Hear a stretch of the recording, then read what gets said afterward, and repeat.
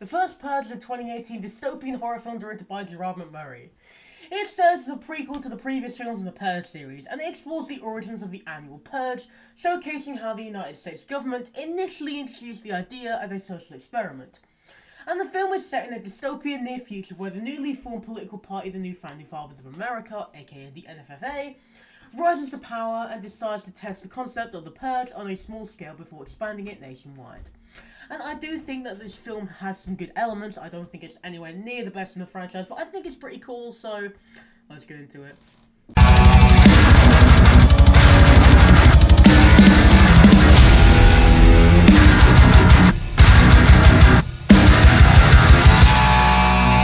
Now, this movie is set in a time of political and social unrest in the United States. The NFFA is a radical political party that has gained control over the government by promising to restore order and prosperity to the country on brink of collapse. However, the NFFA's solution is anything but conventional. To reduce crime rates and manage all of the population, the NFFA proposes the annual event where all crime, including murder, is legal for 12 continuous hours. This event is dubbed the Purge and is marketed as a way to let people release their anger, release the beast, and frustrations in a controlled environment. And to test the idea, the NFFA decides to conduct an experiment on Staten Island, New York. The island is isolated from the rest of the country, and its residents are offered financial incentives to stay and also to participate in the Purge. Those who choose to leave are free to do so, but many of the poor residents decide to stay as they're motivated by the promise of financial rewards. And the story focuses on several key characters who live on Staten Island.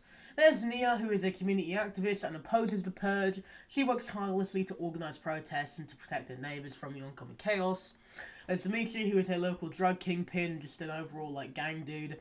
He's Nia's ex-boyfriend, and although he's initially, indifferent to the Purge, he eventually becomes sort of a central figure in trying to survive the Purge, when everything goes, horribly wrong.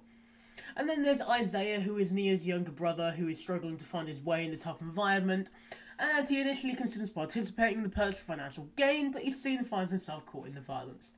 And as the night of the Purge approaches, the NFFA set up surveillance cameras and dispatches teams of social scientists and also military personnel to monitor the event. The residents of the island prepare in different ways. Some fortify their homes, others stay in the church, others go around in armed groups for protection, and few plan to use the night as an opportunity for revenge or personal gain. And then there's Skeletor, who is just an absolute psychopath, and he decides that he is just gonna absolutely, brutalise and murder people on this night. So, the initial response to the Purge is tame. Most residents stay indoors, minor few crimes happen, such as looting and etc. like that, but the NFFA is disappointed by the lack of widespread violence, so they decide to intervene. They secretly deploy mercenaries disguised as gang members and ordinary citizens to escalate the violence and create chaos they need to justify the Purge as a national policy. The mercenaries, which are equipped with advanced weaponry and technology, begin to ruthlessly hunt down and kill residents. They target low-income communities and also minority groups, and as the violence intensifies, Dimitri realises that the Purge is not just an experiment, but a deliberate attempt by the NFFA to eliminate poor people and also just, create gang violence, pretty much. Dimitri gathers his men and takes up arms to protect his neighbourhood from the mercenaries. Meanwhile, Nia and Isaiah are caught in the crossfire, struggling to survive as their community is torn apart. Nia leads a group of survivors to a nearby church, hoping to find refuge, but they are soon attacked by the mercenaries and forced to flee. And as the night progresses, the situation becomes increasingly dire as Dimitri and his men engage in a series of brutal battles with the mercenaries, using their own knowledge of the streets to outmaneuver and, outfight all of them. But eventually all of his men are killed when a bunch of drones come overhead, and it kills all of them except for him, as he is able to be pushed underneath a car. Nia and Isaiah, on the other hand, are forced to survive their own experiences. They are forced to fight for their lives against the mercenaries and all other purges, including Skeletor. And while they're trying to find a safe place to hide until the Purge ends, the violence and chaos just keeps going further and further until it's pretty much just a war zone. And as the body count rises, it becomes clear that the NFFA never intended to use the Purge to be a simple experiment. Their true goal is to use the Purge as a social engineering to eliminate the poor and disenfranchised to create a more manageable society. And as the NFFA leadership watches the carnage and just absolute, like, degeneracy with cold detachment. They're satisfied that their plan is working. One of their own, which is this doctor who is played by Aunt May, who I don't remember the name of, I believe, wait, no, Melissa Tomei, and she's just pretty much like, hey, this ain't cool, so they take her away and they kill her. However, the residents of Staten Island are just like, this ain't cool, no one really finds it interesting except for the NFFA. They all begin to, like, turn the tide, and Dimitri leads one final assault on the building where the mercenaries are headquartered, which is exactly where Nia and Isaiah and all their other mates are.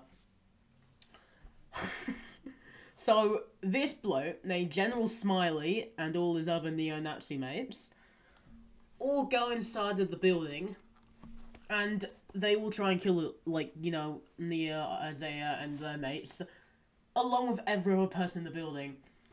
But then suddenly Dimitri comes out of absolutely bloody nowhere, and he just kills all of them, and it's really, really sick.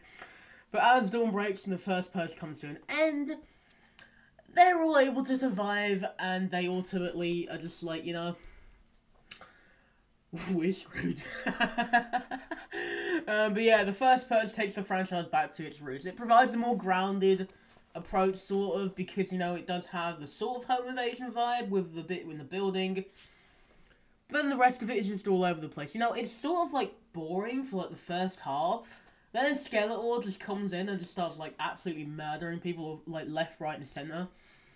And, sure, there's just all the mercenary people, but it's just, the typical Purge fare. It's just a bit boring. When everyone's just killing left, right, and centre, and it isn't just, like, one dude doing it all, like, it does get a bit boring, because, like, this is like a night where anyone can do whatever they want. Mate, I'd be going robbing. I'd be grabbing all the DVDs that I need for my collection, Funko Pop. The important things in life, not, like, killing people. But yeah, so, the actors in this movie are pretty good. Like, Scott Davis was pretty good as Nia, and, Dimitri's actor was really good as well, and all the other actors in the film were pretty cool as well. But what about Skeletor? We don't give that guy enough, like, credit. He was really good in this movie. And the film's portrayal of Staten Island is just a little island where anything could happen on it, especially during the first Purge. Was really cool, It is cool to see the Purge set on, like, an isolated place where there's not really many ways to get out. And what sets this film apart from the predecessors is that it's willing to, like, tackle the themes of, like, systemic racism, which some of the other films really didn't. Except this one and the next one, both of these kind of take on racism firsthand. The other's just more focused on, like, hey, here's a bunch of poor people, let's go kill them. Like, that's really the main focus of the other movies, except the first one. And yeah, ultimately, the first Purge is a really cool movie.